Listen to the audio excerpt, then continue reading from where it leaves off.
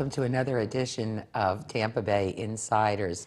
With us today is Dr. Carolyn Collins, who's with Tampa General Hospital, and more importantly, I think, is the new president of the NAACP chapter here in Hillsborough County. Welcome to our show, Carolyn. Thank you for having me. Appreciate your being here. Tell me about yourself, and did you grow up in this area? Actually, I was not born in this area, but I grew up and was educated. Where were you born? I was born in New York. Ah, lucky. We're a lucky state like that. Oh, yes. Yeah. These New Yorkers. Yeah.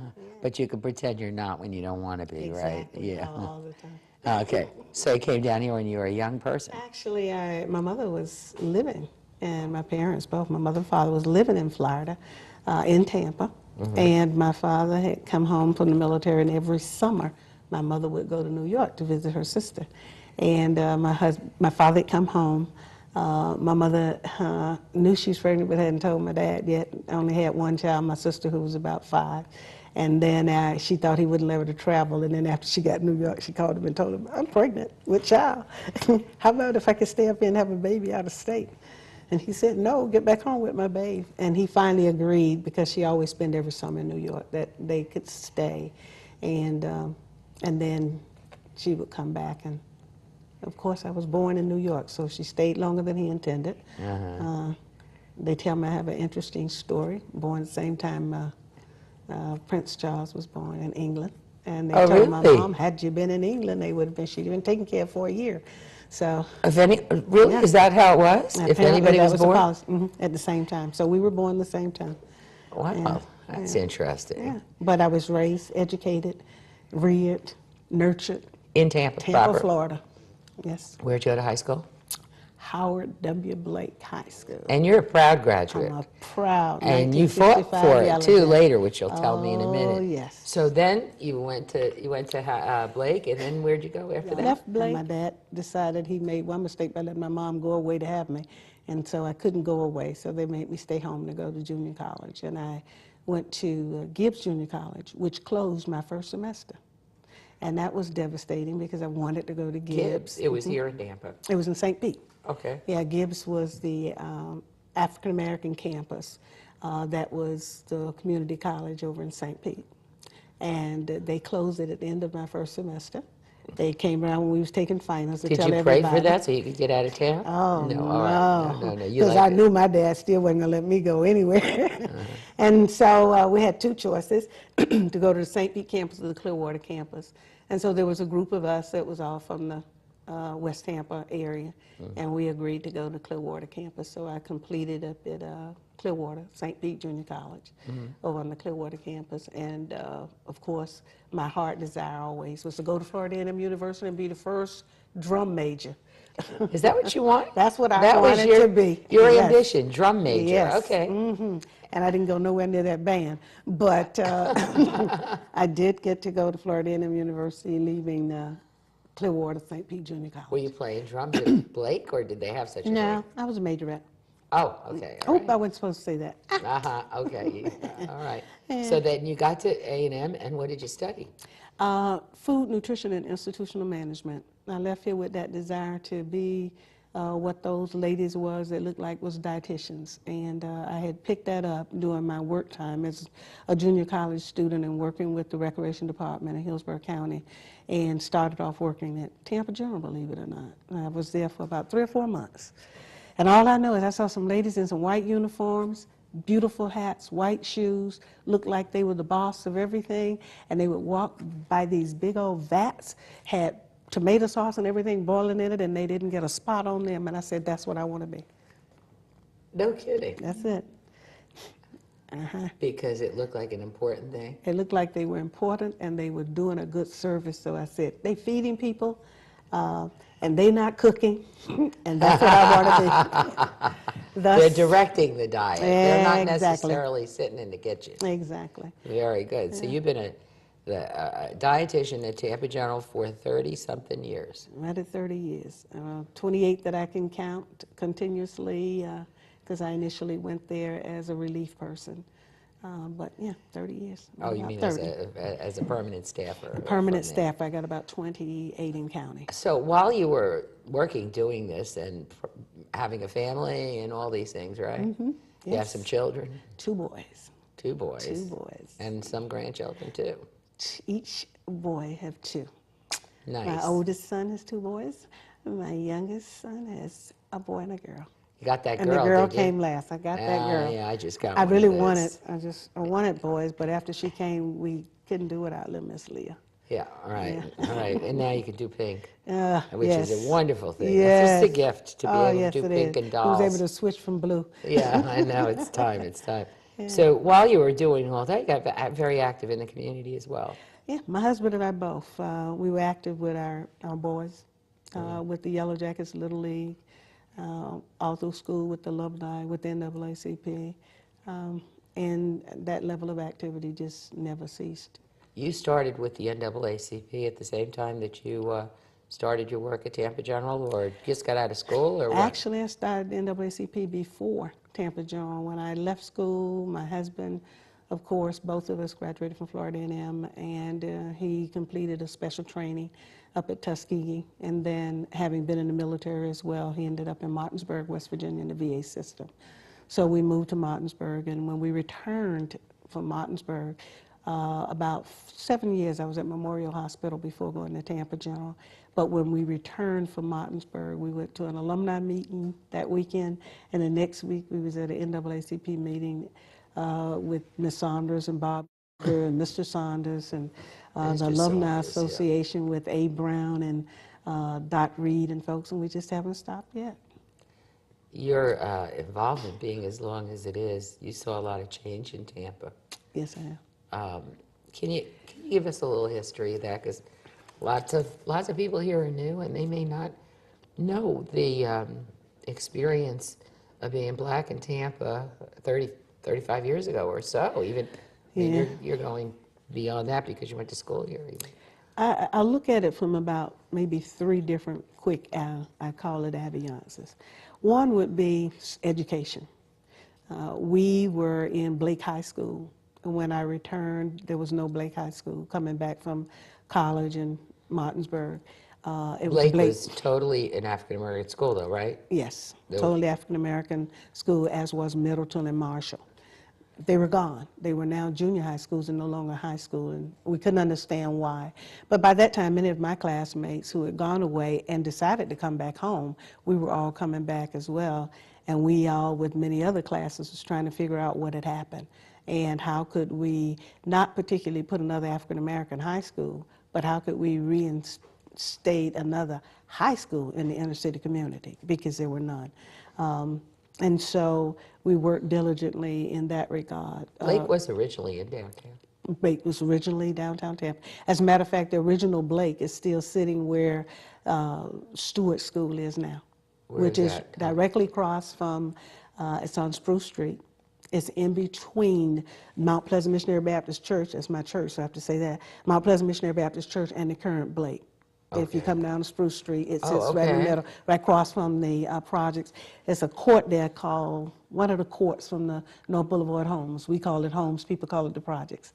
But because I was reared in North Boulevard Homes on Chestnut Street, but directly across from, And that school's closed up, but the building's still there. the building's still there and it's still a school. Actually, it's Oh, it's middle still- school. okay. Yeah, it's middle Okay, school. so there you were. You come back here. There's no Blake. No Blake, That's no pretty Middleton. upsetting if your high school's gone. when Yeah, you no get Blake, back. no Middleton, no rivalry. And I think it lost a significant piece for the community because some of the reasons that we worked very closely with Hillsborough County School administrators and the school board in trying to bring the school back is that we lost parents' willingness to be involved with PTA and getting them involved in the kids' education, the This ability was to a go to result of the school. Brown decision, though. Is that right? Is that when that Actually, happened, or no? It's coincided with a piece of the Brown decision, came many years after the 1954 BOB, but it was a part of that, trying to, I guess, close schools, rebuild schools, and we just felt that it didn't need to be closed, that's a school where you could have also bussed students in, just like they bust the students out. Right, right. Right. And so this fight ensued. You got active, and you got all these alumni friends from Blake. Originally went to high school with you Yeah. to help with that. Actually, and I'll never take the credit for it. I always believe give it where it's due, and that was Flora Dawson went away to visit her sister and came back after a reunion. And her sister and them had an all-class reunion in some other state. She brought the idea back here. We implemented the idea at Blake. Subsequently, it was implemented as an all-class reunion at Middleton. And we got started first. We brought Margaret Blake to be our keynote speaker at the banquet. Fortunately, I went shopping and missed the class meeting, and when I came back, they said, do the petition. We're going to do a petition and ask You for the should school never back. walk out of a Yeah, meeting because never you're miss a going to meeting. get assigned something. Exactly. You better be there every minute. Yeah, and from that, Randolph Kinsey chaired a committee that came after that committee, and we worked diligently and we worked continuously, and thus Blake and subsequently Middleton. And now what we want the community to do is to go over there to Blake to Ms. Haynes and go over to Middleton to Mr. Young, and let's get the parents back involved. Let's get the kids involved, and not the black kids or the white kids or the Hispanic kids or the Asian kids, but let's get all of our kids educated at these two great inner city schools and work with Mrs. Ely and the school board members to make it happen. And Blake is so well known now Yes, as such a great arts and yes. music and entertainment students there. And isn't it even hard to get in? In the performing arts component piece, and we tried to make sure that it had both pieces. It's okay, Yellow Jackets have a problem with trying to recruit football players. Look like, excuse me, but they're doing well, and it was that piece of education. But when you look at that and you look at what else is not around Blake, that we also had on Main Street, all of the black businesses. When you look at the loss of Central That's Avenue. true, there's nothing there. Yeah, all of the Central Avenue business that was lost. It's the economic plight, and I consider a part of what has created an erosion in the black community as well. Prior to losing Central Park Village, they also had the movie theaters there, the clubs, they had the restaurants, they had the Sounds dentists. like it was a fun time there. Oh, it was. Central Avenue, when I've read about it, Yeah, and there were yeah. dance halls, and Oh, yes. people had a wonderful time. Oh yeah, they call it the site for all of these people that came, like the James Browns of the world. But yeah, Central Avenue, Main Street, thriving business districts, physicians, pharmacists, pharmacies, stores, and everything. And those things have been lost. They were lost to gain a more segregated, integrated schools, were they not? Was that the first impetus of that? I mean, I was on the biracial committee, and I remember us calling in people left, right, and sideways about what was happening on 22nd Street when they Right. knocked those homes down to make the new, pardon the expression, projects there, right? Exactly. Which are pretty and all that. They look really nice. There were all these promises that the people could move back in, but then Exactly. it didn't happen. And additionally, what I've always thought, because I don't live so far from there, driving up there is, you put these they look nice, they really do look nice. But across the street, why didn't somebody fix up the stores and Exactly. give some money to that? What's the story with that? I have no idea what the city forefathers was thinking about at that time, nor what they're thinking about now. Because They displaced a lot of people. Oh, didn't they displace them? Yes. They created, initially, from what I saw, was what they called the suitcase city, which Where is they out in the moved up University to- of South yeah. Florida area. And in a way, we don't like to deal with it, but the reality of it is, not only did they displace them, but they also, I called it, isn't it a form of gerrymandering? So you even change the voting power of a community and the ability of that community to have what they considered to be a niche. I remember many of those people moved away and maintained their voting sites because they thought they were going to be able to come back home. And I'm not saying that everybody should have come back, but the plan, the way it was laid out, Right. probably had some falter from it was brought before the Community Action Board, for which I, at that time, I think was the chair of the board, and went on to be the chair at the state level for Florida Association of Community Action. But we had Mr. Ryan come in and talk to us, and we had some concerns and misgivings because of the plan then to have someone else perhaps manage it, and whether or not those new managers was going to really allow these individuals to come back in. And I guess I'll go to Mr. Saunders' book, who was an advocate and field worker for the NAACP years ago. And he always had indicated that projects may not be good. You don't just stack people on top of each other. That maybe we would have been better doing single homes. But he wasn't just talking about the current redo of the Belmont Heights projects and proposals they've had for years with the West Tampa project. He was talking about even before they even built them, that we shouldn't have been doing projects throughout this country. Even with HUD, that what they should have been doing was doing single-family homes and having them at different graduating levels. And move them into an integrated atmosphere. Exactly. Not just say, well, let's just do all this. I don't know that gerrymandering was on their minds when they did this thing, though. Do you think so? I've not met too many, you think so? Many of our officials seem more concerned with what's happening today than they do 4 years down the road. And so to think far ahead, because yes, you're right, they did do that. On the one hand, you can see the benefit, but the debate always lingered, well, at least while I was at the biracial, on both sides, black side, white side, same debate lingering. If you move people and separate them out, this is the world we live in, so it's a good thing, you know, go ahead and integrate everybody.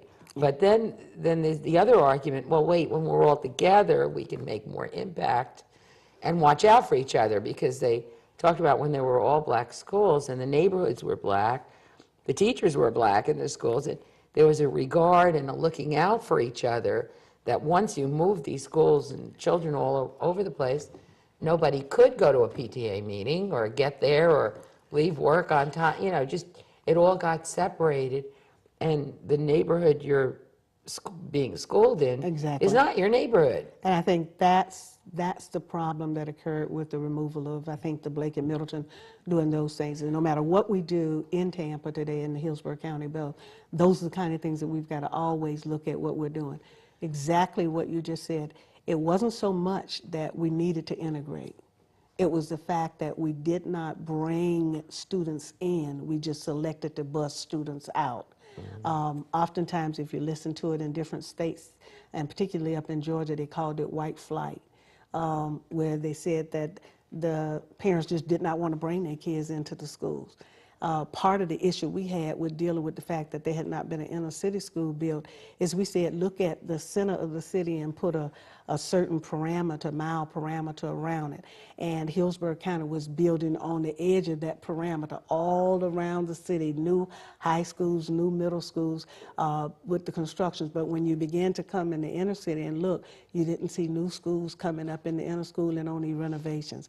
And we were saying that's part of the problem. And we thought that was going to fix the problem of what happened prior to that, where you got used books, bad athletic equipment, if any, poor, lesser pay for the teachers. I mean, you know, right? It is. But all those things worked for us. So I think the plan initially just wasn't thought out well enough, so that when the decision from BOB and way back in '54, and we start trying to look at how they were going to implement these across the country, many communities just didn't put a plan together, and that's why I say we should always plan. So when what do you think about what happened when we, when Judge Kavakovich turned down that, said, okay, the school board's fine, schools are fine now, and you're not under any forced integration anymore. What's the... We looked at the 7, I think they called them green factors when Judge Kavakovich made that decision. We had some problems with it because there were some components of it then that we felt that wouldn't even allow us to be involved, to be able to monitor, to look at some things to even know. So if you're not going to be able to monitor, you don't know what's happening. And so that was one of the major flaws. While there was others with the other factors, that was one of the key factors that concerned us the most, is how can we know what's happening if we're not going to be able to get numbers and be able to monitor? I will go ahead and say now that the one thing that we do have. And we do intend to make sure things are right, no ifs, ands, or buts about it. But we have an excellent working relationship with both the Hillsborough County administrators and Mary Ellen Elis, our superintendent of schools, as well as our school board. And we intend to maintain that relationship because we can work with you and still have a difference of opinion if things are not right. But you cannot really, say you're not going to sit down with someone at the table and not work with them. And so that's what we want to do, is to make sure as we move forward. I think we have a with president whatever. who said that too. Oh, we did, didn't we? Yeah, I think we do okay. anyway. And some Okay. people don't think he should sit down with people, which I think is the I think weirdest you gotta thing in the sit world. down at the table. Got to sit down and figure it out. We only have a few minutes left, and I just, what are some of the things that are, besides this, looking out after what's happening with the schools, that you think the NAACP, or this community at least, should be mindful of now? If we look at the economic state of the community, and when I say Scary, the huh? plight, it's very scary, and it doesn't have color on it. And I think people are beginning to understand more and more now that it's not a poor black community, a poor Hispanic community, a poor white community, a poor Asian community, a poor females, poor males, poor children. It's all of us. We're all in this together. And so what I'd like to see us do, there were some vacancies that need to be filled in the NAACP. So I call it my 1-minute elevator speech real quickly, is we've got to fill our vacancies, and we got to do them very quickly. So I've given myself 60 days to get them filled, not to rush it, because I want quality people. I have a couple more slots open. Anybody out there want to be a good assistant secretary? We're looking for one of those with some good clerical skills and computer skills as well. All volunteer, I assume. All volunteer, all volunteer. Right. I got me a strong third vice president in the Plant City area minister, and that was key to me. But once we get those filled, then we got to be visible, and we got to be available to the community. We're going to work very, very closely on making sure that we are in the print and broadcast media on a very You guys got to routine, come regular back basis. down here and have your own show again. We're ready. Years ago you did. Yeah, we did. You did. We got Many some years folks ago, in yeah. training. Yeah. You're talking about Mr. Saunders and Yes. who Mr. else? Saunders came down. Bob Gilder was Bob Gilder, Oh, right? yeah. He Bob was came active. down. He was sure. We're ready. Okay. We're ready. We want to put the cadre of folks together, and we have over 30 committees. We don't have them all active, and we're not going to put them all active just to have them active. If they're not working, then we don't want to have them active for the year. But we need to get out here and work with the community, and we need to get a pulse of the community. We had a meeting last night where someone said to us, have they did a feasibility study on these high-speed rail and the train and what T-BARTA is doing, because we had T-BARTA to come and present to the community. We do all of our general membership committee meetings are in the community. We do them at a local church, and we invite any pastor who wants us to come to his church, come in, and he can host one meeting. And so we want you're to be looking at a available. lot of issues. You're looking at education, transportation, Yes, the bus, and economic development. How do we put people back to work? How do we make sure that we train people to get them back into the work, into the market? We've got to do that in order to stimulate this economy. Do you see being able to bring in any of the stimulus money or these kinds of things? Is there a way to do that? You know what? The stimulus money, according to, and I think so grateful to state congressional representative Castor, who had the meeting about a month or so ago and showed us where the stimulus money was coming into Tampa and Hillsborough County proper. We were grateful to see that. What we want to do now, because we may be a little behind the 8 ball, but we want to find out where the money is. We want to share that with the community, and we want to make sure that we can make sure that that money is available to train people, to get people employed, to get the educational level, wherever the money is. That's what the NAACP is looking for now. Can we find it so that we can share that with the community, as well as if you can use any of our office space, either C or F in our offices, to make sure that we can bring people in, get them trained, let them use it at night. We want to be affordable, available, and accessible to the community. Well, it looks like you're going to be the leader to do all that. And we're going to try. We are. I'm totally appreciating that you came down here. I have like a minute or two left here. Is there something you want to make sure, besides the recruitment of volunteers out there, to call Dr. Collins or the NAACP office? What's your, do you have a website Our address? website is Hillsborough, NAACP.org, Okay, and our phone number is 23-I-VOTE. 23 vote. 23-I-VOTE, and that's 234-8683. Okay. Yeah, and But is there, so in the closing minute or two that I have here, Mm-hmm. besides recruiting these people and making sure that everyone knows that most of these problems don't have a color to them, is there something else you think we ought to be paying attention to right now? I just think that one of the things we need to do is learn to respect the value of everyone. It's regardless of what that person brings to the table, we've got to listen. And that's what tends to be lost now. We're not listening to people. We listened to a young man at the meeting last night. I think he was about 15 or 16 years old.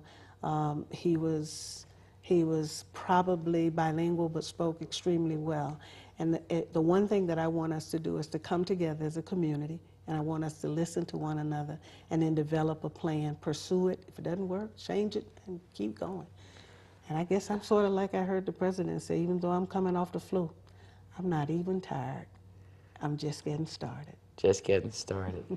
Well, thank you so much for Thank you being for here having with me. us. We hope that you'll probably get some recruits who are even interested in video training. Oh, yes. And they'll come down to the station, and you'll have yourself a show where you can keep people listening and talking, because that's what our goal is here at Speak Up, has always been to increase community dialogue and hopefully to solve problems that way. Appreciate you forward being to it. down here. Thank you for Thanks so having much. us. We'll see you next time. Thanks for tuning in.